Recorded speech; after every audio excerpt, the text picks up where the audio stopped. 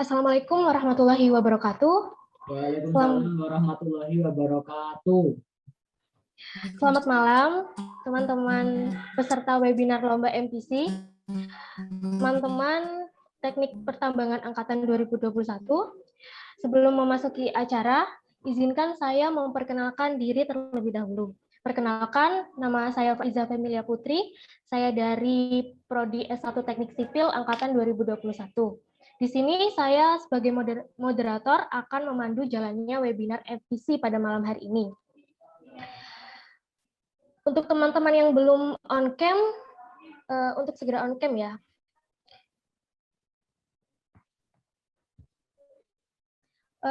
Apakah teman-teman di sini udah tahu pematerinya siapa? Belum. Kan sudah ada di pamflet. Kenapa kalian tidak baca? Tidak baca. Oh, ya. Mungkin ada yang lupa kali atau belum baca. Pemateri kita pada malam hari ini yaitu Mbak Ika Febriana Kuswardani. Mbaknya ini mahasiswa S1 Teknik Pertambangan Angkatan 2019. Mbak Ika, boleh menyapa teman-teman Tambang 21 terlebih dahulu mungkin? Ya, terima kasih Panitia. Sebelumnya, selamat malam teman-teman semua. Perkenalkan, saya Eka Febriana Kuswardani dari Teknik Pertambangan Angkatan 19. Jadi sebelumnya mohon maaf ya, saya off cam karena jaringan saya buruk tadi keluar masuk terus. Mungkin itu saja dari saya. Terima kasih.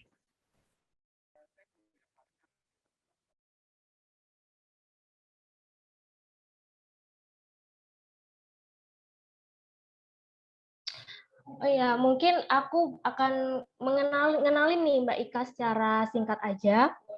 Mbak Ika ini salah satu mahasiswa unggul di Teknik Pertambangan 2019 karena udah banyak mengikuti perlombaan, juga menang beberapa kali lomba. Meskipun Mbak Ika sibuk di beberapa UKM Ormawa, terus volunteer juga, ikut lomba, tapi IPK-nya tetap bagus loh teman-teman. Berarti time manajemennya ini keren, Mbak Ika.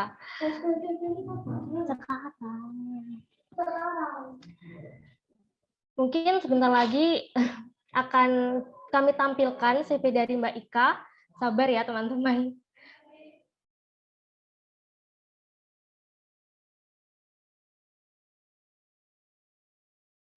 Nah, ini bisa kalian lihat, Mbak Ika udah dapat beberapa penghargaan nih dari kegiatannya selama ini. Mungkin ini cuma beberapa aja yang dicantumkan. Yang pertama, menang Harapan 1 Esai Competition YMCC 2021 di Universitas Pembangunan Negeri Veteran Yogyakarta. Lalu, Harapan 2 Case Studies Competition di Institut Teknologi Bandung 2021. Yang ketiga, pemakalah poster di TPT 29 Perhapi 1. Terus yang terakhir, itu ada buku manajemen tambang dari UPT Percetakan dan Penerbitan UNED 2020. Mungkin itu dulu ya teman-teman. Untuk lebih lanjutnya kalian bisa nih search LinkedIn-nya Mbak Ika biar lebih termotivasi untuk kalian semua.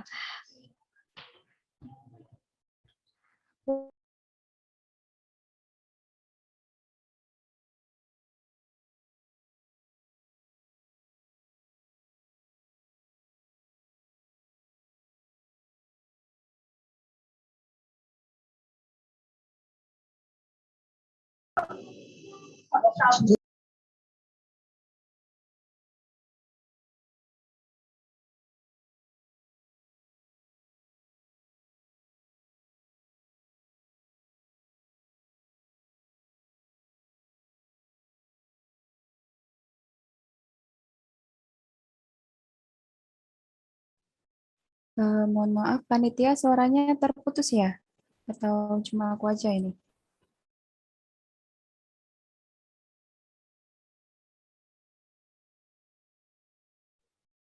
Iya Mbak, sebentar. Femi masih ada kendala. Oke.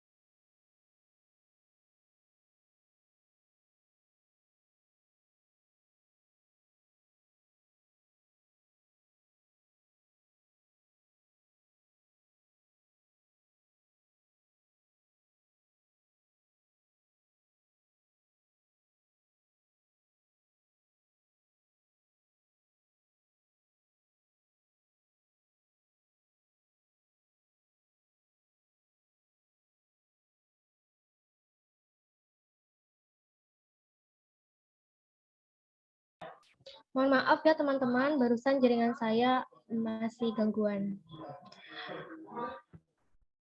Mungkin Mbak Ika bisa langsung mengisi materinya, bisa langsung dimulai. Oke, terima kasih panitia. Mungkin saya coba share screen dulu.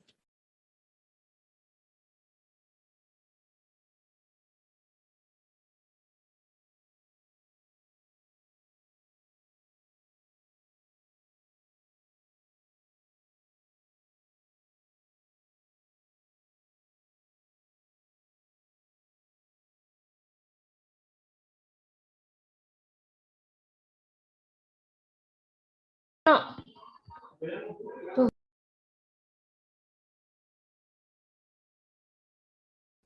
Apakah sudah terlihat ya? Sudah, Mbak. Oke, terima kasih. Saya mulai ya. Assalamualaikum warahmatullahi wabarakatuh. Salam sejahtera bagi kita semua. Shalom. Om Swastiastu, Namo Buddhaya, salam kebajikan. Perkenalkan, saya Ika Febriana Kuswardani, biasa dipanggil Ika, dari Prodi Teknik Pertambangan Angkatan 19. Sebelumnya saya ucapkan terima kasih kepada teman-teman panitia yang telah memberikan kesempatan kepada saya untuk mengisi webinar Mind Paper Competition ini, dan juga teman-teman Tambang 21 yang telah menyempatkan atau meluangkan waktunya di malam minggu ini untuk bisa join di webinar ini. Mungkin ini pengalaman pertama saya untuk menjadi pemateri, jadi mungkin dari teman-teman Tambang 21 sudah apa ya, sudah familiar gitu dengan karya ilmiah. Jadi harapannya di sini kita bisa diskusi dan sharing-sharing saja. Nah, sebelumnya suara saya jelas ya? Jelas, Mbak. Oke, Aman. terima kasih. Jadi, materi yang saya bawakan kali ini adalah mengenai karya ilmiah, terutama di bidang pertambangan. Namun sebelum kita lebih jauh lagi belajar tentang karya ilmiah di bidang pertambangan, alangkah lebih baiknya kita tahu dulu apa sih karya ilmiah itu. Nah, ini saya mengutip dari beberapa sumber ya. Yang pertama itu dari ahli, yaitu menurut Dr. Handis Toto dan juga Dr. Bambang. Definisi karya ilmiah itu merupakan serangkaian kegiatan kepenulisan yang berlandaskan pada hasil penelitian yang disusun secara sistematis mengikuti metodologi ilmiah, yang tujuannya tak lain adalah untuk mendapatkan jawaban ilmiah dari suatu permasalahan. Sedangkan menurut KBBI, ini tak jauh beda ya, definisi dari karya ilmiah itu merupakan suatu karya tulis yang dibuat menggunakan prinsip-prinsip ilmiah dan berdasarkan fakta. Nah, fakta ini didapatkan dari hasil observasi, eksperimen, dan atau kajian pustaka. Jadi itu definisi singkat ya dari karya ilmiah. Nah, setelah kita tahu definisi dari karya ilmiah itu apa, kita beranjak lebih jauh lagi, apa saja sih jenis-jenis karya ilmiah? Nah, ada jurnal, makalah, paper, laporan, esai ilmiah. Mungkin teman-teman di sini sudah tidak asing lagi ya sama salah satu dari kelima jenis karya ilmiah ini. Secara nggak langsung, tanpa kita sadari, kita pernah menemukan atau mungkin pernah membaca atau bahkan pernah membuat gitu beberapa jenis karya ilmiah. Nah, tentu jenis karya ilmiah itu tidak hanya yang terpaparkan pada slide ini saja, masih banyak jenis-jenis karya ilmiah dan kalian bisa search di internet kayak gitu. Mungkin bagi teman-teman angkatan pertama ya, atau teman-teman mahasiswa itu tidak jauh-jauh kita itu membuat yang ada dua di sini. Yang pertama itu ada laporan, dan yang kedua itu ada makalah. Biasanya dijadikan tugas rutin. Nah, itu secara nggak sadar kita tuh udah membuat gitu jenis-jenis karya ilmiah. Nah, untuk pembahasan materi pada malam ini, saya lebih menekankan pada jenis-jenis karya ilmiah yang biasanya diperlombakan di ilmu pertambangan atau ilmu kebumian lainnya yang setara. Nah, yang pertama ini ada makalah. Jadi, apa sih yang mencirikan makalah dan yang membuat makalah itu beda dengan jenis karya ilmiah yang lain? Nah, yang pertama itu makalah membahas masalah berdasarkan pada kajian pustaka atau biasa disebut dengan teori dan juga atau hasil pengamatan atau penelitian. Jadi yang namanya makalah karya ilmiah itu pasti berlandaskan pada teori dan juga atau pada hasil penelitian. Nah, kemudian yang kedua didasari oleh teori-teori dan penelitian ilmiah. Nah, ini masih berhubungan dengan yang poin 1 tadi. Jadi, yang namanya jenis karya ilmiah, ya pasti penelitian ilmiahnya juga didasari oleh teori-teori. Kemudian yang ketiga, memiliki bagan dan kerangka dalam penulisannya. Dan yang keempat, terdiri dari bab per bab. Nah, untuk makalah sendiri, itu biasanya lebih memperhatikan sistematika penulisannya.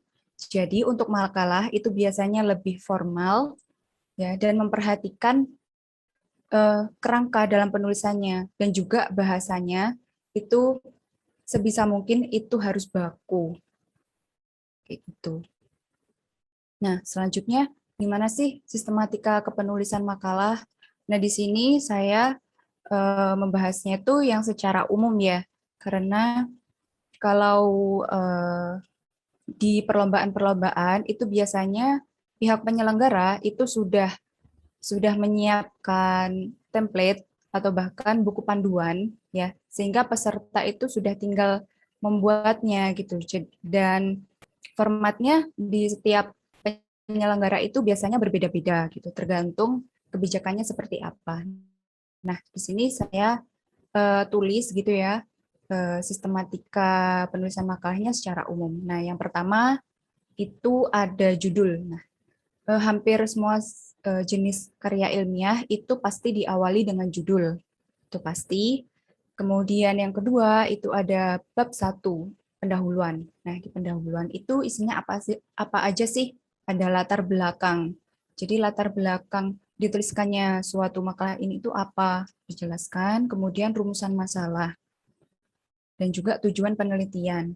Nah, biasanya rumusan masalah dan juga tujuan penelitian ini dibuat poin per poin atau dalam bentuk list kayak gitu. Kemudian metode penelitian. Nah, metode penelitian dari penyusunan makalah ini gimana sih?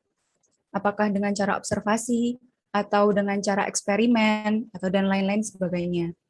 Kemudian di bab 2 itu ada pembahasan. Isi dari pembahasan sendiri adalah membandingkan data penelitian dengan data pada teori. Jadi setelah kita melakukan penelitian, kita kan pasti dapat data tuh. Nah, kita tuh alangkah baiknya kita bandingkan apakah data penelitian kita tuh sesuai dengan data pada teori. Jangan sampai kita nyalai teori dalam artian kalau misalnya data penelitian kita tidak sesuai dengan teori, kita jelaskan di situ. Apa saja sih faktor-faktor yang menyebabkan data kita tuh invalid. Nah, kayak gitu. Kemudian gagasan disertai kajian literatur. Itu pasti. Karena bagaimanapun juga gagasan tanpa kajian literatur itu sama aja bohong. Dan juga tidak maksudnya masih belum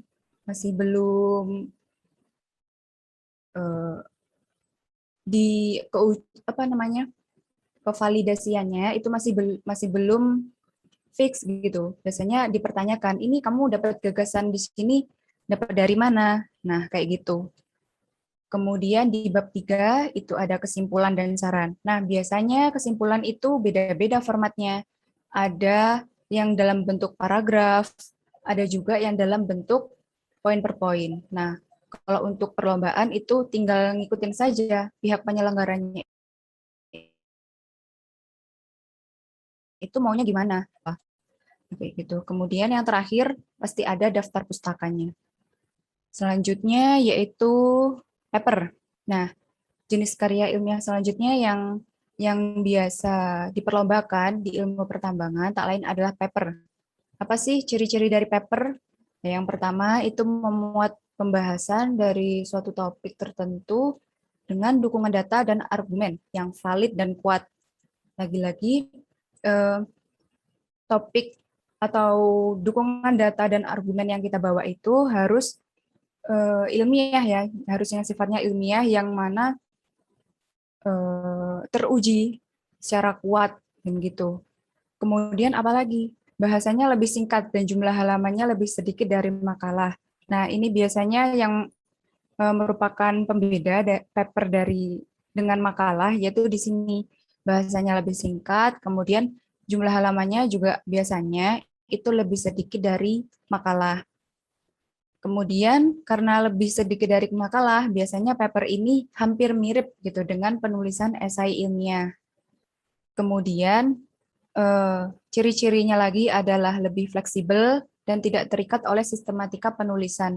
Jadi untuk paper itu tergantung kita ya, tergantung apakah kita butuh bab tambahan atau tidak, kayak gitu. Misal kita butuh bab di bab penutup, kita butuh saran apa enggak.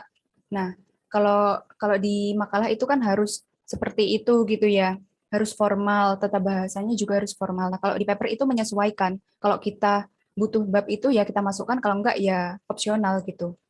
Kemudian tidak harus bab per bab. Dan juga bisa ditulis dengan 2 kolom. Nah, ini kalau paper itu biasanya dalam 1 halaman bisa ditulis 2 kolom. Kalau di makalah itu setahu saya ya, di perlombaan itu penulisannya dalam 1 halaman itu 1 kolom. Kayak gitu. Nah, selanjutnya gimana sih struktur kepenulisan paper secara umum? Nah, yang pertama itu ada judul. Jadi pasti ada judul ya. Nah, yang kedua ini ada abstrak. Nah, abstrak ini isinya apa sih? Sebenarnya abstrak ini berupa resume ya. Resume dari latar belakang, kemudian metode, hasil, dan juga pembahasan. Biasanya abstrak ini ditulis kurang lebih 400 kata di halaman awal, semacam itu. Kemudian selanjutnya ada pendahuluan. Nah, pendahuluan ini isinya adalah latar belakang masalah dan juga permasalahan, rumusan masalah maksudnya, dan juga tujuan dari penulisan. Nah, di sini di pendahuluan ini didetailkan lebih kompleks lagi, dijabarkan latar belakang masalahnya seperti apa, kemudian tujuan dan rumusan masalahnya seperti apa. Lalu selanjutnya ada pembahasan. Nah, pembahasan ini berisi mengenai uraian gagasan dan informasi berdasarkan referensi relevan dengan permasalahan. Kemudian selanjutnya ada kesimpulan, dan yang terakhir ada daftar pustaka.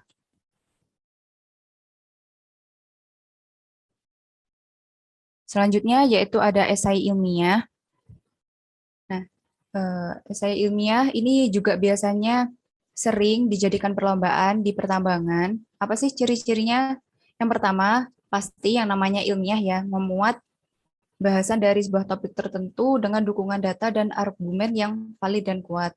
Kemudian, kalau esai ilmiah ini hampir sama dengan paper, jadi lebih berfokus, jadi bahasanya itu lebih berfokus pada analisa masalah.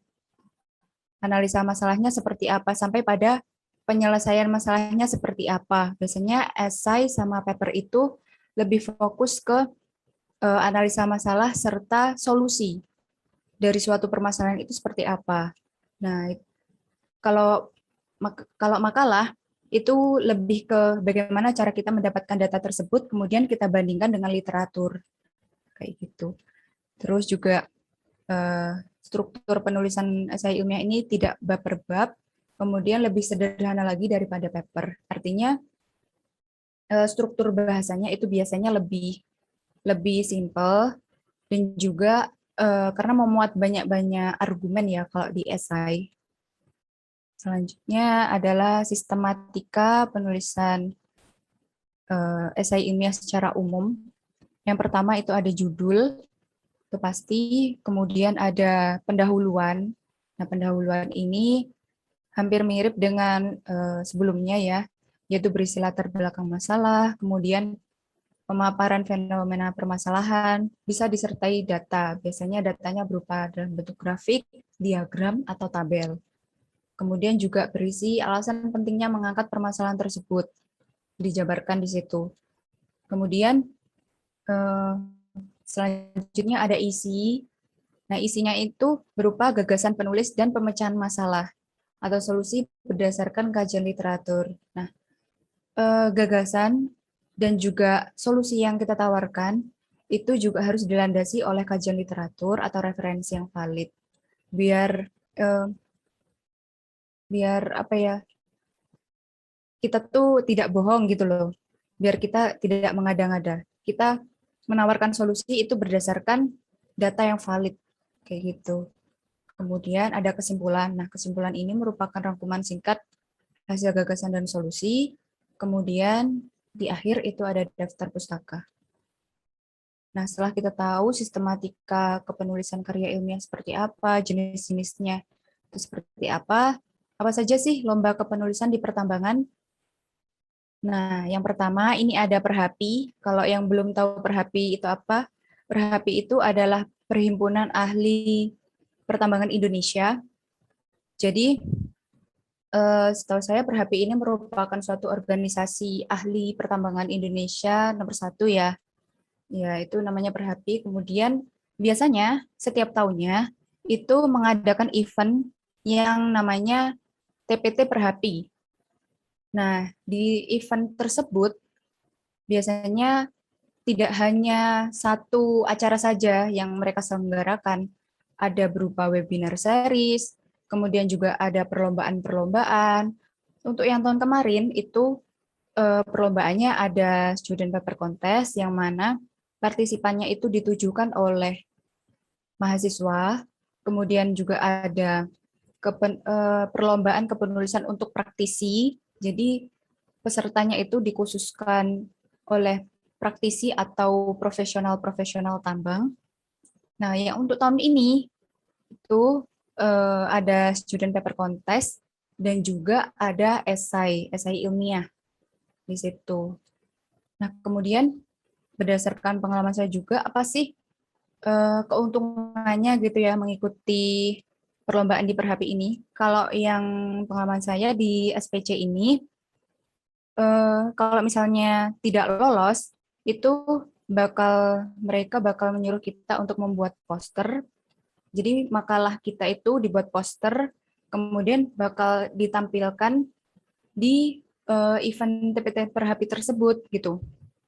Jadi juga selain penilaian makalah ya, ada juga penilaian poster kayak gitu. Nah, sebenarnya di sini namanya student paper ya, paper. Tetapi jangan terkecoh, itu mungkin hanya bahasanya saja. Kalau untuk perlombaannya itu sifatnya makalah gitu ya. Dan juga di situ sudah ada template-nya, bisa diunduh gitu di websitenya kayak gitu. Nah, itu sekilas tentang Perhapi. Kalau misalnya kalian kepo, kalian bisa cek di Instagramnya. Kemudian yang kedua ada YMCC. Nah, ini diadakan oleh Himpunan Mahasiswa Tambangnya UPN. Nah, ini tahun ini sih sebenarnya, tapi diadakannya di awal-awal tahun. Ini saya sempat mengikuti yang essay competition.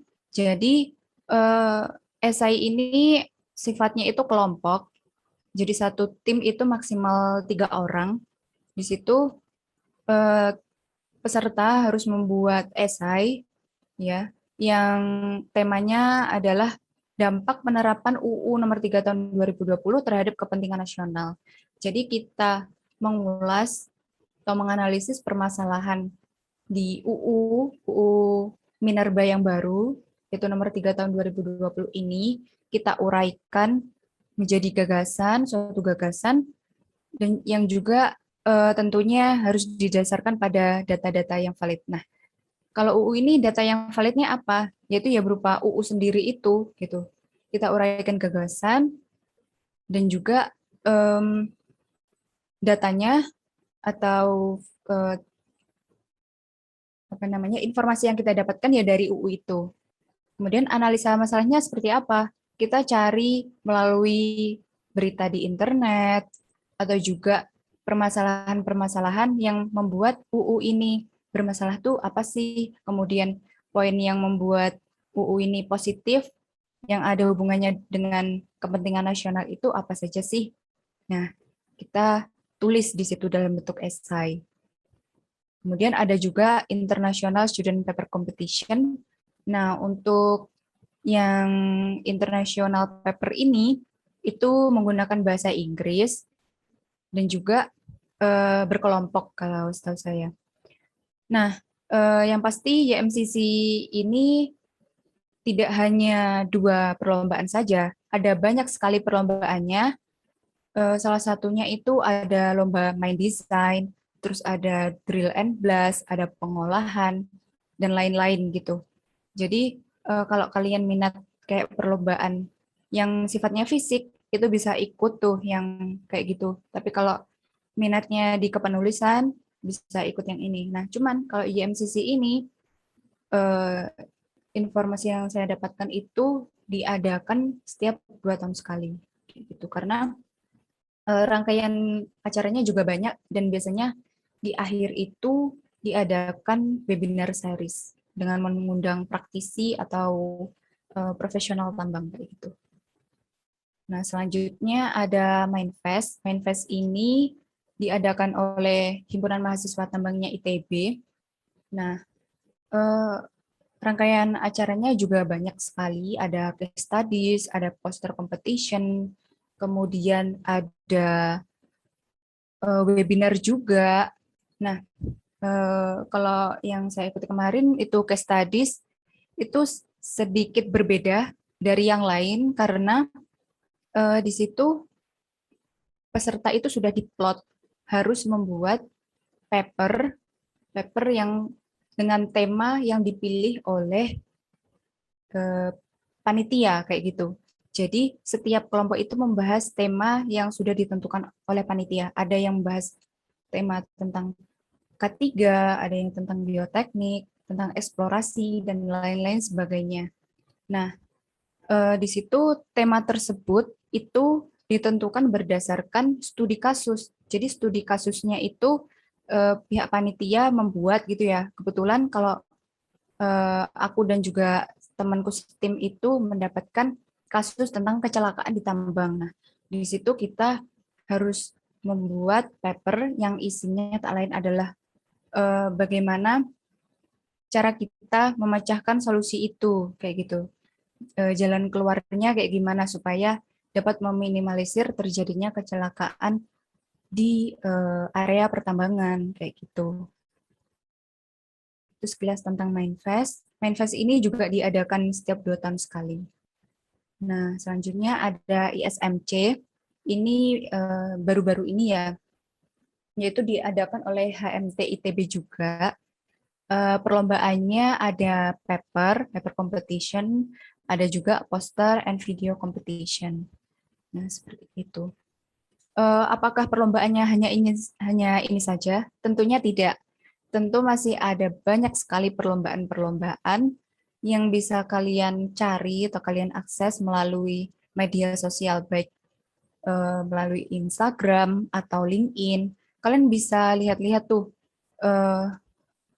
apa namanya media sosialnya himpunan mahasiswa tambang di perguruan tinggi lain, dan kalian bisa ikuti follow up terus di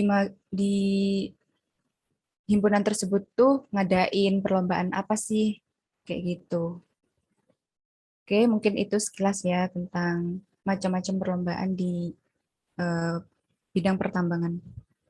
Oke, mungkin itu materi dari saya ya. Apabila ada kekurangannya, mohon maaf. Namun untuk pada materi kali ini, tentunya saya tidak sendiri. Saya ditemani oleh mentor saya, Kak Randy. Nah, Kak Randy ini merupakan profesional tambang ya, sudah berkarir di tambang gitu. Fokusnya itu di mining analyze di pemerintahan. Jadi nanti harapannya Kak Randy ini bisa memberikan insight kepada tambang 2021 untuk semangat belajar gitu di teknik pertambangan. Oke, mungkin kalau Kak Randy sudah join bisa tak cukupkan ya. Sekian dari saya. Kalau ada pertanyaan boleh ditulis di kolom chat atau raise hand ya. Terima kasih. Wassalamualaikum warahmatullahi wabarakatuh.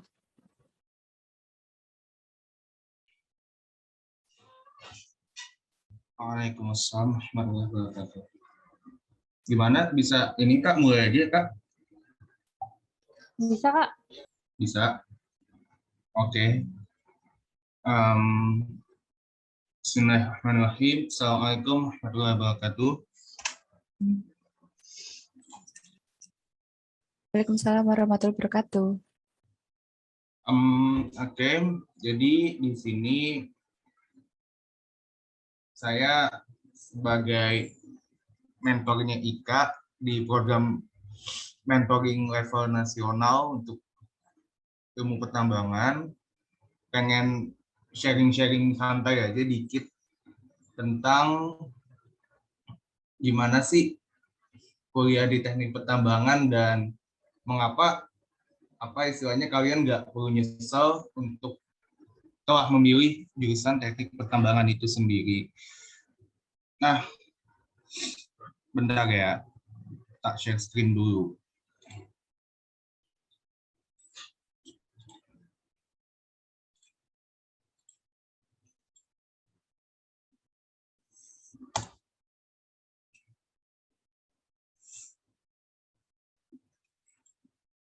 Aman kan Kak di situ layarnya?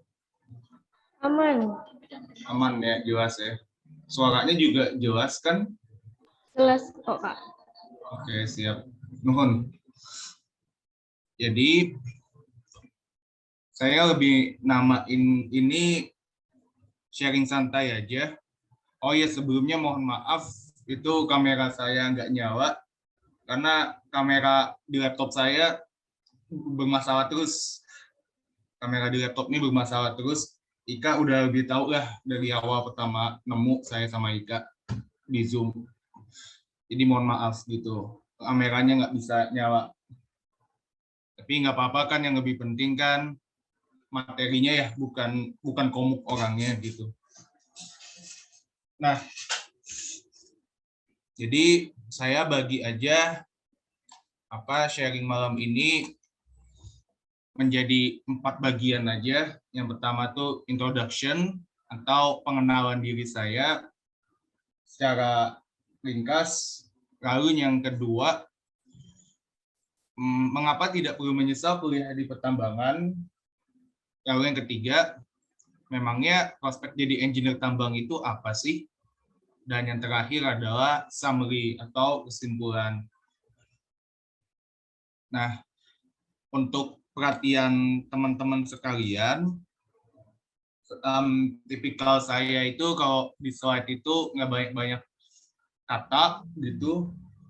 Jadi minta tolong dipastikan teman-teman audionya bagus, jadi bisa terdengar dengan jelas setiap apa yang saya sampaikan selanjutnya.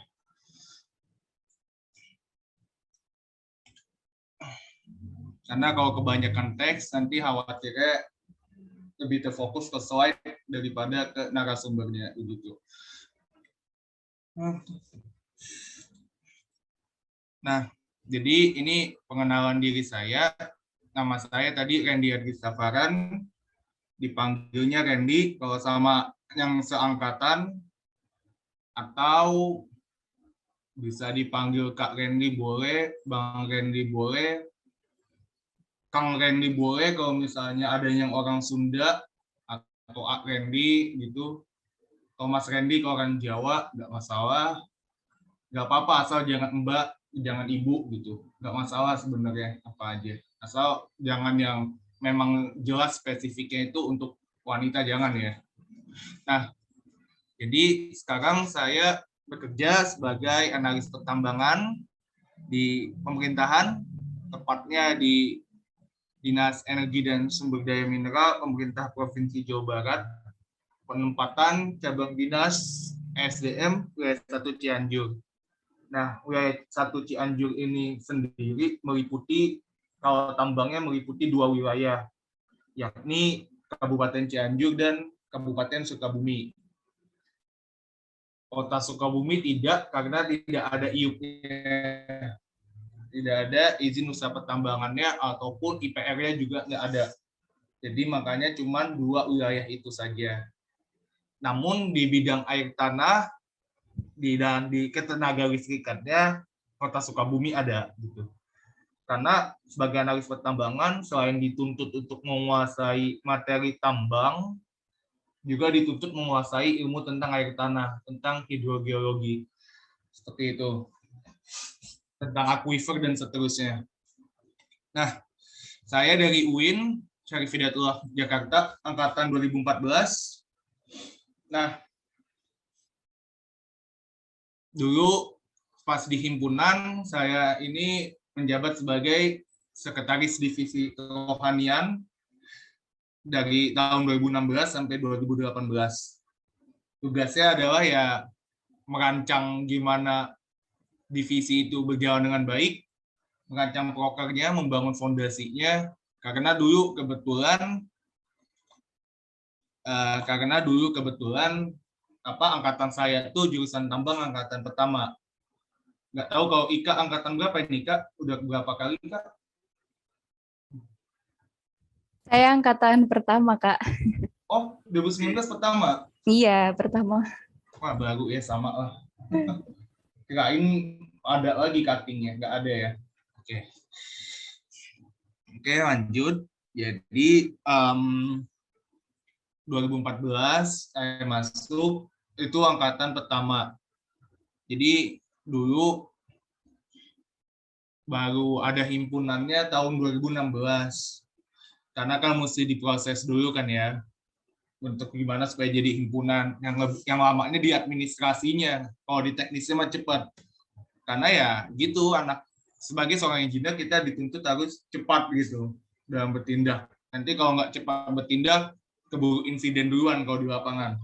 Nah, balik lagi ke yang tadi. Jadi dulu tuh himpunan kami nguatin dulu gimana caranya bikin fondasi himpunan yang baik. Jadi lebih fokus dulu ke internal, program-program internal diperkuat. Jadi belum fokus ke eksternal, misalnya sowan ke Jember atau ke Padang lah, UNP-nya, atau ke Unsri dengan tambangnya juga ada, tapi fokus ke internal, gimana caranya proker-proker yang ada di himpunan itu bisa berjalan dengan baik. Untuk kedepannya secara short term, medium term, short term itu di bawah 1 tahun, atau secara medium term 1-5 tahun, maupun secara long term di atas 5 tahun, itu harus ada perencanaannya.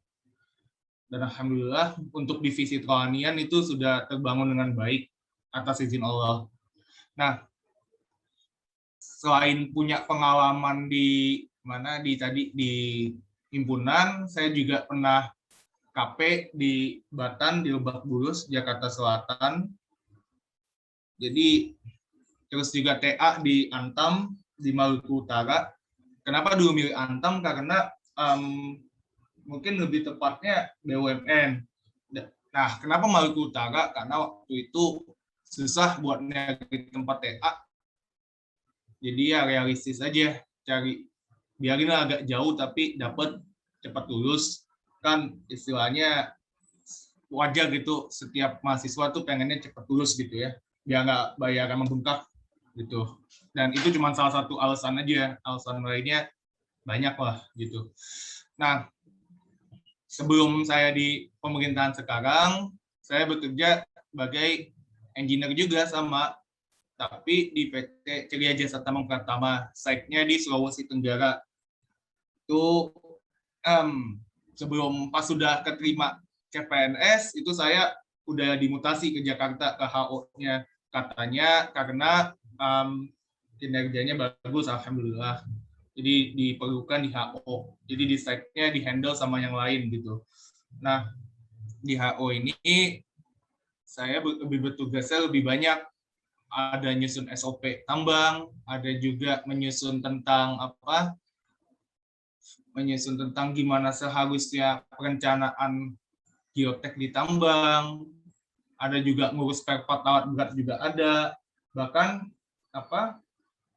saya juga diminta sama kantor untuk jadi koordinator admin di site, jadi maksudnya kepala adminnya saya gitu. Jadi setiap data yang ada di site, baik mingguan atau bulanan, baik data produksi, data fuel, data spare part, dan sebagainya, lewat saya dulu, nanti diperiksa. Kalau sudah oke, baru naik ke manajemen, ke middle management atau top management seperti itu. Jadi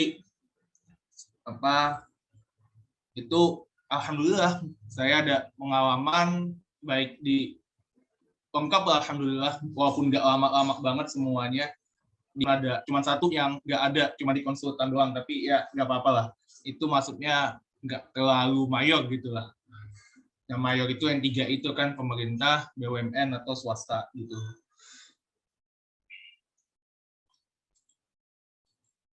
Nah, ini bahasan pertama saya malam ini dari 2 bahasan. Pertama, mengapa tidak perlu menyesal kuliah di jurusan teknik pertambangan. Mungkin dari teman-teman sekalian pada mikir sebagian gitu, aku udah terlanjur kecemplung Kak, Mas, ya mesti gimana lagi, kalau kecemplung nggak suka repot, kalau mau ngulang lagi jadi maba melelahkan ospeknya dan sebagainya. Nah, jadi yang perlu kita tanamkan khususnya ke maba-maba adalah kita nggak perlu menyesal udah masuk jurusan teknik pertambangan. Malah seharusnya disyukuri. Kenapa? Nah, yang pertama, kuliah di teknik pertambangan itu mempunyai prospek yang cerah dan kesempatan yang besar untuk berbagi. Prospek yang cerah tadi, yang tadi gitu. Kita bisa jadi ASN, kalau misalkan pengen membangun masyarakat lebih baik, lebih dekat dengan publik, kita bisa jadi ASN. Atau kita pengen lebih ke teknisnya, ya berarti kita bisa ke BUMN. Antam ada, Bukit Asam ada, lalu Timah ada, Freeport ada, Inalum juga ada. Nah, jadi banyak pilihan. Atau misalkan udah usaha ini Mas, belum BUMN nggak lolos, CPNS mental-mental terus, ya sudah nggak apa-apa di swasta gitu. Kita di swasta mengembangkan skill teknis, terlebih di swasta tuh nggak terlalu struktural banget kayak di BUMN atau ASN yang misalkan kayak kalau di PNS itu untuk naik ke golongan selanjutnya itu harus 4 tahun dulu kerja pada golongan dan pangkat yang sama. Kalau di swasta itu enggak. Di swasta itu tergantung KPI kita, Key Performance Indicator kita, tergantung kinerja kita. Jadi kalau kita dianggap kompeten dan layak, 1 tahun pun bisa naik jadi asisten manajer. Ini benar, ini serius beneran kalau swasta. 1 tahun bisa naik jadi asisten manajer, lalu misalkan selama 4 tahun bisa jadi level manajer. Itu sangat mungkin kalau swasta. Beda dengan negeri yang memang kayak buat naik jadi kepala seksinya aja minimal harus 6 tahun dulu. 4 tahun di golongan 3A dan 2 tahun di golongan 3B. Seperti itu. Ataupun di BUMN juga seperti itu, ada structure-nya, tapi seenggaknya masih lebih longgar dibanding di PNS. Karena kalau di BUMN ya mungkin 4 tahun bisa lah jadi asisten manajer selevel dengan kepala seksi tadi. Soalnya dulu pas saya TA itu asisten manajernya itu PLT-nya masih usia 20-an, belum nikah waktu itu, belum berkeluarga. 27 tahun 2018. Kayak gitu. Jadi benar-benar sesuai kemampuan ya. Lalu yang kedua, dia merupakan pekerjaan spesifik seperti dokter. Maksudnya dia itu bukan kayak kalau kita jurusan hukum, manajemen, ekonomi itu kan terlalu general ya. Dia bisa kemana aja gitu. Kayak manajemen misalkan mau ke perusahaan apa minuman, makanan gitu kan, itu memang manajemen tuh umum gitu. Dia kebutuhannya ya menyesuaikan dengan kebutuhan perusahaan. Tapi kalau tambang, dokter itu sebaliknya. Mereka yang butuh kita, bukan kita yang butuh mereka gitu sebenarnya.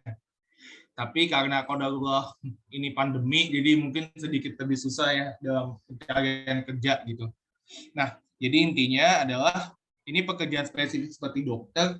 Jadi sebenarnya mining engineer itu geotechnical engineer, pokoknya yang engineer tambang lah, itu dibutuhkan. Bahkan sebenarnya jumlahnya defisit berdasarkan data dari kementerian. Lupa tahun berapa, kalau nggak salah tahun kemarin.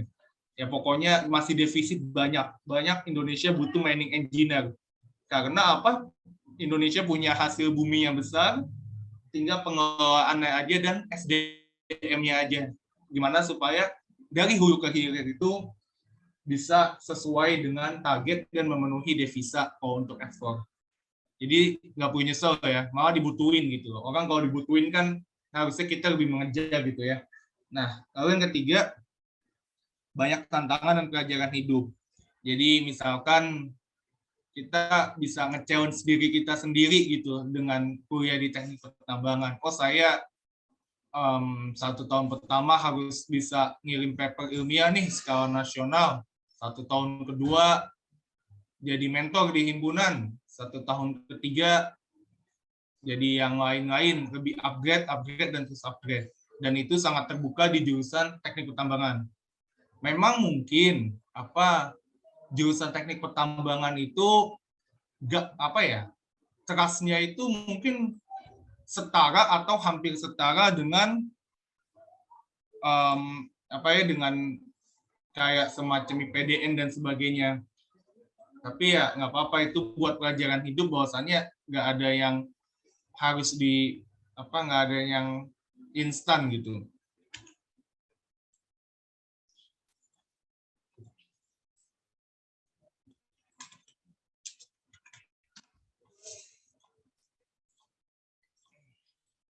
Nah, jadi teknik pertambangan sendiri bisa ke bidang geologi kerjanya, atau pertambangan itu sendiri, atau geofisika ataupun metalurgi. Nah, kalau peneliti bisa masuk semuanya dengan dosen dengan ASN. Dia di geoteknik juga bisa, tapi cuman nggak di metalurgi aja. Nah, prinsipnya adalah yakin dulu, kemudian ikhtiar, jangan kebalik. Jadi yakin dulu semuanya udah ada jalannya, terus usahakan, doa dan tawakal. Jangan usaha dulu, baru yakinnya. Nah, berarti kan awalnya kan nggak yakin gitu. Jadi jangan sampai kebalik tentang prinsip. Nah, untuk pengetahuan aja, mata kuliah inti di tambang, maksudnya yang sering kepake di lapangan, baik di pemerintahan ataupun di swasta, ataupun di BUMN, itu geoteknik pertambangan yang pertama. Karena nambang pasti pakai lereng dong, kecuali bawah tanah atau kecuali tambang pasir di pantai. Jadi geoteknik tambangan ini harus. Lalu yang kedua, perencanaan tambang. Gimana caranya menambang dari hulu sampai hilir itu dengan memperhatikan dua faktor, aman dan ekonomis, sama kayak geoteknik juga. Lalu yang ketiga, PTM, pemindahan tanah mekanis, yang membahas match factor, membahas hambatan dan sebagainya, limpul gitu ya. Yang keempat, geostruk, meskipun bagi sebagian orang menyebalkan dan susah, tapi memang harus dipelajari karena di tambang itu tidak terlepas dari struktur-struktur geologi. Dan yang kelima, hidrogeologi tambang. Ini karena air tambang itu merupakan faktor yang dominan dalam kelangsungan produksi tambang. Jadi harus tahu bagaimana caranya mengelola air dengan prinsip air dari tempat tertinggi ke tempat terendah. Nah, ini sekedar masukan aja untuk kalau masih maba, itu perkuat dulu ilmu dasar tambangnya, perkuat tentang keilmuan akhiratnya. Kan biasanya kalau awal-awal tuh masih mata kuliah yang umum-umum. Lalu susun planning hidup dan penyelesaian kuliah. Jadi istilahnya aku mau rencana 1 tahun lagi gimana, 3 tahun lagi gimana, 5 tahun lagi gimana. Ditulis aja, nggak apa-apa. Kalaupun nggak kejadian ya juga nggak apa-apa. Maksudnya selama memang udah diusahakan dengan maksimal, ya berarti udah takdirnya demikian gitu kan. Nah, cari teman yang baik, karena banyak mahasiswa yang rusak, banyak mahasiswa yang drop out, banyak mahasiswa yang labil karena tidak punya teman yang baik secara profesional maupun secara personal. Lalu di tingkat 2, semester 3 sampai 4, mulai berorganisasi, karena ini penting buat nanti kerja, bagaimana problem solving-nya. Dari level jurusan dulu, bertahap aja, semuanya bertahap. Jangan langsung loncat tangga, nanti kakinya kram. Terus jangan join yang banyak politiknya, biasanya nggak sehat gitu. Pengalaman saya kalau di UIN kayak gitu, kalau banyak politiknya mending nggak sehat gitu. Lalu semester 5 sampai 6, tingkat 3, coba jajakin jadi asdos, lebih cepat dari semester 5, misalkan semester 3, 4 ada penawaran, ambil aja nggak apa-apa, coba aja dulu. Jangan merendahkan diri sendiri duluan. Coba aja dulu, nanti sembari berjalan dipelajari materi tersebut, di brainstorming, didiskusikan sama rekan-rekan asdosnya. Lalu biasanya di semester 6 ke 7 kan ada KP, pilih tempat KP yang sesuai dengan kebutuhan tambang saat ini. Misalkan sekarang lagi butuh tahu tentang nikel. Nah, coba cari tambang nikel dulu. Kalau misalkan nggak ada, barulah tambang yang lain. Lalu semester 7, nah pengen jadi spesialisasi di bidang apa? Nah, biasanya spesialisasi ini terefleksikan dengan TA-nya ngambil apa. Jadi kita harus fokus nih di semester 7. Nanti pengennya jadi mainframe engineer, geotek, blasting, itu harus sudah fokus di semester 7. Karena semua matkulnya udah selesai, maksudnya udah dipelajarin semua di akhir semester 7. buat perencanaan juga, karena secara garis besar kan orang tambang ini kalau dia sesuai bidang kerjanya kemungkinannya kan cuma 4, jadi ASN, jadi konsultan, maksudnya kerja di konsultan, jadi BUMN atau di swasta. Jadi buat perencanaan, kalau keterima di ASN aku mesti ngapain, di konsultan aku mesti ngapain, di BUMN aku mesti ngapain, dan gitu juga di swasta. Dan semester 8 tadi sudah terplanning dengan baik, susun skripsi, selalu punya mindset aku harus bisa selesai tepat waktu gitu loh. Buat bangga keluarga besar. Buat bangga, maksudnya buat bahagia lebih tepatnya sama orang-orang di sekitar kita gitu. Nah, ini yang sering yang sering mungkin saya sampaikan gitu. Nah, kalau kita pengen memperjuangkan sesuatu, kita pertimbangkan dengan 2 hal. Apakah memang yang diperjuangkan itu sebaik itu? Apakah diri kita sudah sebaik itu? Kalau kita merasa belum baik, ya udah diperjuangkan. Kalau ternyata yang diperjuangkan itu baik dan layak diperjuangkan, ya maju aja, coba dulu. Kalau hasilnya sebaliknya, ya sudah, jangan dipaksakan. Kita harus tahu sebagai sebagai hamba Allah, kapan mesti idealis dan kapan mesti realistis. Karena nggak bisa kita idealis terus dan nggak bisa juga kita realistis terus gitu. Nah, kalau di jurusan saya itu ada salam tambang, motonya integritas, loyalitas, totalitas. Jadi ini sangat nyambung sekali dengan bagaimana seharusnya engineer bersikap. Dia punya integritas, jujur, tegas tapi lembut, bukan tegas tapi nakutin orang, lalu mengutamakan kepentingan bersama, jadi nggak egois, terus tidak mudah tergiur dengan dunia, artinya ya loyal gitu dengan apa yang ada sekarang, bersyukur, setia sama apa yang dijalankan. Setia bukan berarti tidak boleh upgrade diri, beda ya, antara setia dengan keinginan mengupgrade diri itu beda. Lalu totalitas, berikan 100% di setiap usaha yang kita jalani, meskipun manusia itu punya banyak keterbatasan, tapi coba aja semampu kita lah gitu bahasa gampangnya. Lalu berani rela berkorban, berani mencoba, berani bertanggung jawab, berani berkomitmen, itu bagian dari totalitas itu sendiri. Jadi kesimpulannya adalah yang pertama, berkuliah di jurusan teknik pertambangan bukanlah sebuah kerugian, malah banyak untungnya dibanding ruginya.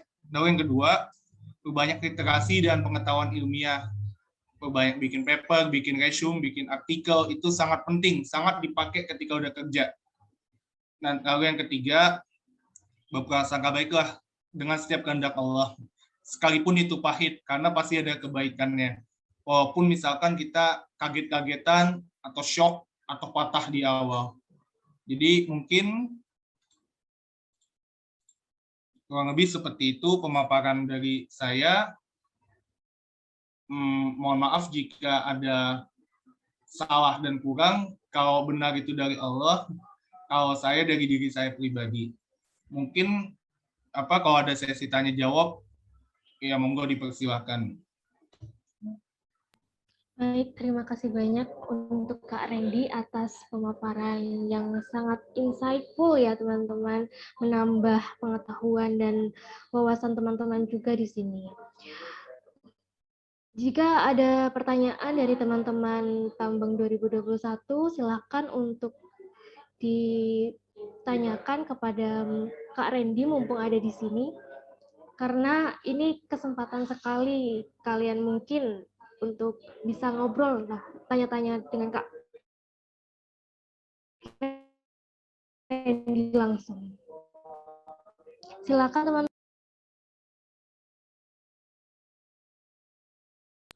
Atau untuk Kak Ika tadi ya, Mbak Ika, mungkin soal MPC papernya tadi, makalah, esai, mungkin juga bisa, silakan.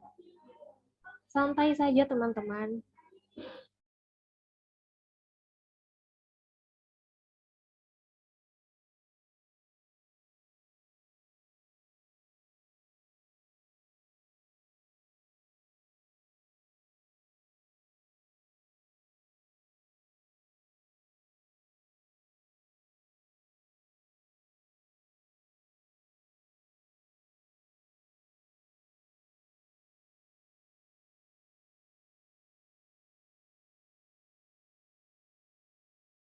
Mungkin saya bisa membuka pertanyaan, barangkali nanti bisa jadi tambahan untuk teman-teman ya.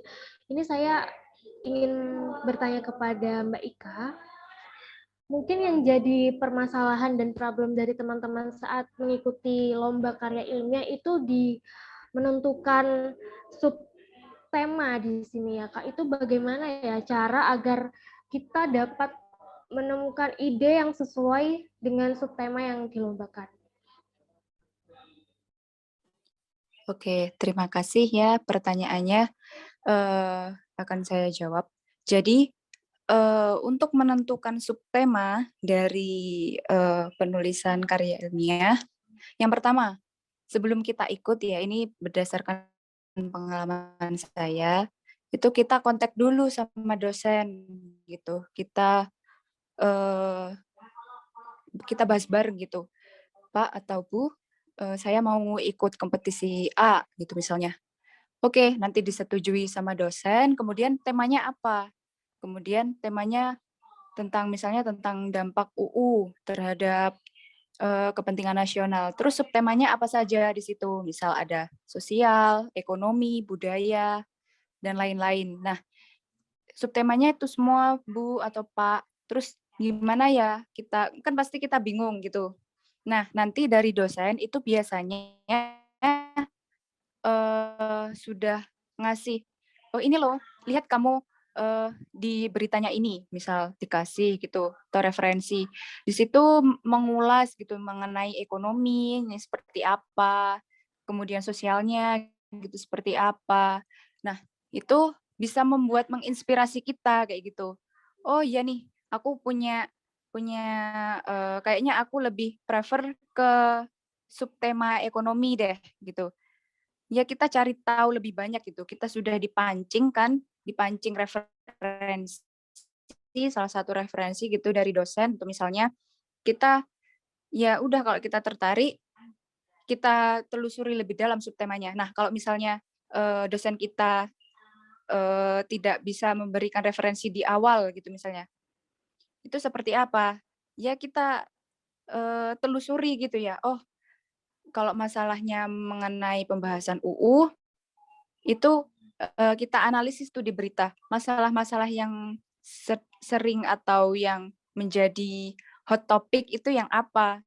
Nah, pasti di situ, kayak ada kan masalah ekonominya, terus mungkin ada masalah sosialnya atau budayanya, atau masalah perizinan dan lain-lain. Nah, di situ kita bisa menganalisis dan juga sesuai dengan yang kita mau.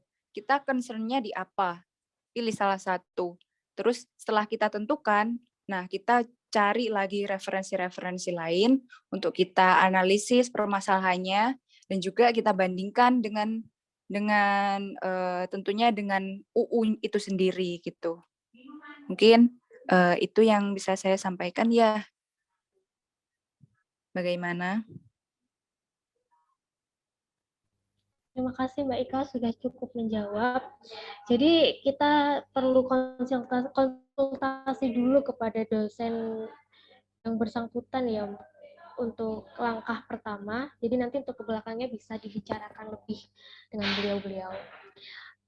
Bagi teman-teman yang ingin bertanya, silakan.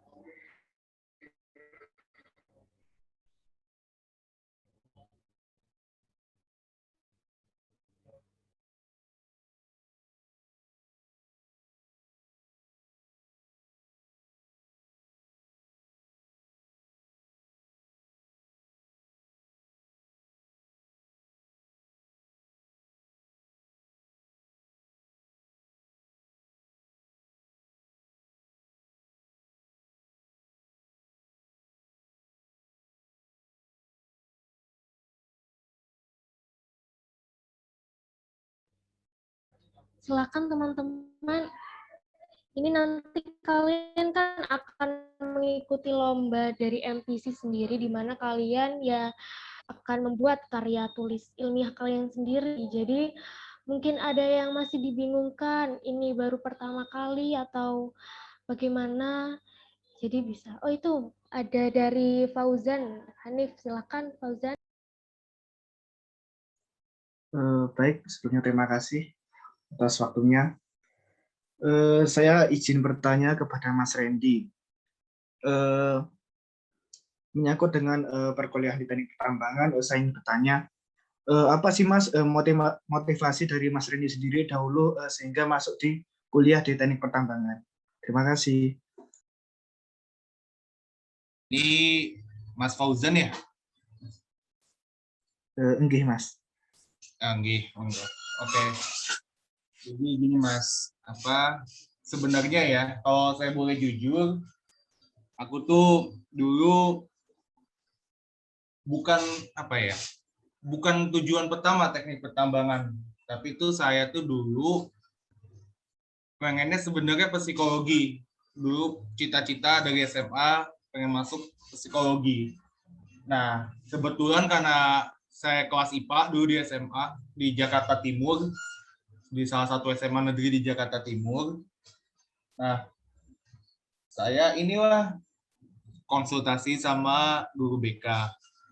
Ya, udah memang pas psikologi UNS di Solo, Jawa Tengah.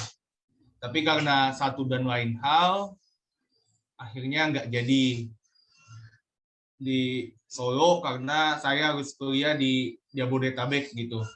Nggak bisa di luar gitu. Karena satu dan lain hal. Akhirnya saya cari-cari opsi dan cari-cari opsi gitu jurusan di kampus Jabodetabek yang negeri. Dan memang pilihan kedua saya itu alternatif setelah psikologi di teknik pertambangan. Jadi motivasi saya buat kuliah di teknik pertambangan biar saya itu makin kritis dalam berpikir, makin runut dalam menyampaikan, makin terstruktur dalam mengorganisasi sesuatu, dan juga yang lebih penting makin makin bermanfaat untuk diri saya sendiri dan juga untuk orang lain. Nah, bermanfaat untuk orang lain itu ketika misalkan alhamdulillah dengan pekerjaan saya saat ini bisa ngebantu banyak orang, baik yang adik-adik tingkat saya kalau di UIN jadi asdos dan sebagainya, ataupun dari adik-adik tingkat dari kampus-kampus lain seperti sekarang contohnya, dan juga kalau dari keluarga juga ya alhamdulillah bisa terbantu banyak. Jadi motivasi saya mungkin sesederhana itu aja gitu Mas, nggak terlalu ruwet dan nggak terlalu glamor dengan dunia dan angan-angannya kayak gitu Mas. Paling Mas Fauzan. Apakah cukup menjawab, Fauzan? Baik, terima kasih atas jawabannya kepada Mas Randy. Yo, sama-sama. Oh iya, ada lagi. Maaf, Maza. Asyad, silahkan. Permisi, izin bertanya untuk Mas Randy ya. Kan ya, gini Mas, Randy betul. Di dunia pertambangan itu kan nggak bisa menutup mata akan kerusakan alam, Nggih. Banyak bekas penambangan di Kalimantan itu meninggalkan lubang-lubang besar sama danau air asam. Itu disebabkan karena perusahaannya itu tidak melakukan reklamasi dengan alasan mereka itu nggak sanggup untuk mengadakan reklamasi, pendanaan maupun teknologi. Nah, sampai kan sudah pernah bekerja sebagai engineer, dan bagaimana bukti nyatanya kalau penambangan itu bukan perusahaan alam yang sebenarnya dengan kegiatan reklamasi itu, Mas. Terima kasih. Ya, Mas, sama. Terima kasih Mas pertanyaannya. Jadi untuk pertambangan sendiri kita perlu tahu kalau pertambangannya benar itu hanya mengubah bentang alam. Jadi punten ini ada yang bocor ini speakernya. Nah, jadi tambang yang benar kalau sesuai dengan kaidah good mining practice baik secara teknis ataupun secara administratif, itu dia cuma mengubah bentang alam, mengubah kontur topografi daerah setempat, dan tidak merusak lingkungan. Jadi seringkali oknum-oknum ini, Mas, oknum-oknum yang apa istilahnya, melanggar aturan pemerintah lah gitu, bahasa gampangnya. Nah, jadi membuat stigma di masyarakat, pertambangan itu nggak baik, nggak usah ada tambang di masyarakat. Karena tadi ya, banyak lubang-lubang menganga, banyak air asam tambang di mana-mana, air jadi tercemar, pengelolaan lingkungan yang buruk, dan sebagainya. Nah, itu disebabkan karena maladministrasi sebenarnya, karena ada proses administrasi yang tidak dijalankan, sehingga menyebabkan ke masyarakatnya pun jadi stigma negatif. Nah, perlu diketahui juga bahwasannya apa yang kita pakai sehari-hari itu semuanya pasti ada bahan tambangnya, suka ataupun nggak suka kita. Makanya saya tuh kalau misalkan ada orang yang nggak seneng sama tambang, saya balikin aja. Masnya, Mas nggak suka ya sama tambangnya Mas ya.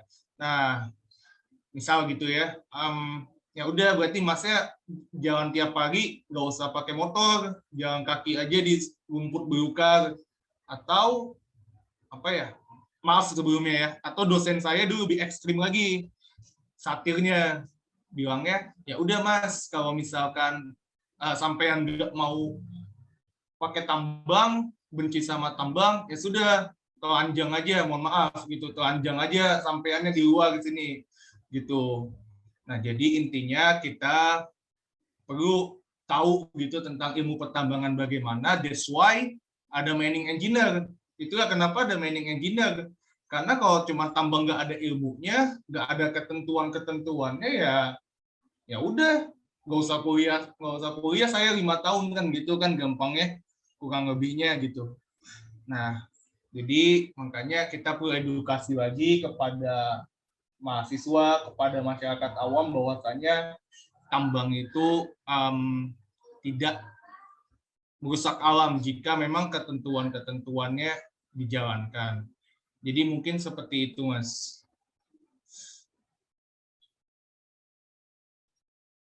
Apakah sudah menjawab, Mas ya? Iya, sudah cukup, Mbak. Makasih. Sama-sama. Teman-teman yang lain, monggo yang masih ingin bertanya, terutama di sini saya tekankan untuk topik dari MPC sendiri di Mbak Ika ya teman-teman, karena teman-teman nantinya akan menyusun karya tulis ilmiah sendiri, jadi demi kelancaran teman-teman sendiri. Monggo teman-teman.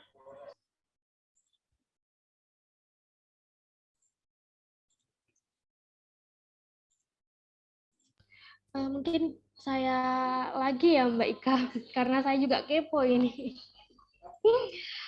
Untuk masalah apa ya, kayak plagiarisme itu untuk mengatasinya dan ngecek dan lain-lain itu bagaimana ya Mbak, untuk apa agar kita itu terhindar dari hal-hal yang kurang menyenangkan seperti itu. Terima kasih. Oke, terima kasih ya pertanyaannya. Mungkin aku jawab. Jadi ada tekniknya sih sebenarnya buat terhindar dari yang namanya plagiarisme. Namanya adalah parafrase. Nah, jadi ketika kalian menemukan referensi, otomatis kan nggak serta-merta kalian copy paste, yang ada kalian malah kena plagiarisme dan kalian bakal di di blacklist nantinya malahan gitu biasanya sama penyelenggara. Nah, untuk mengatasi hal tersebut ada teknik yang namanya parafrase. Apa sih parafrase itu? Nah, kalian itu seperti meresum, tapi kalian menggunakan kata-kata sendiri, intinya sama. Tapi kalian tulis dengan kata-kata kalian sendiri. Nah, misal dalam satu kalimat itu, kalimatnya bentuknya kalimat aktif. Kalian bisa rubah menjadi kalimat pasif. Terus lagi, misal kalian bisa cari sinonim dari suatu kata. Nah, itu sangat membantu banget. Kalau misalnya gambar, nah ini gambar Kalau asal comot juga bakal kena plagiarisme juga. Nah, di situ caranya gimana? Kalau sesuai pengalaman aku dulu, itu aku screenshot, terus aku kasih sumbernya dari mana gitu. Karena kalau cuma screenshot saja sekali lagi itu juga nggak boleh. Apa ya namanya? Syukur ambil lah gitu. Kita cantumkan sumbernya, ya udah kita taruh di daftar pustaka. Nah, biasanya kalau pihak penyelenggara itu menggunakan kayak aplikasi namanya Turnitin salah satunya, itu buat cek plagiarismenya.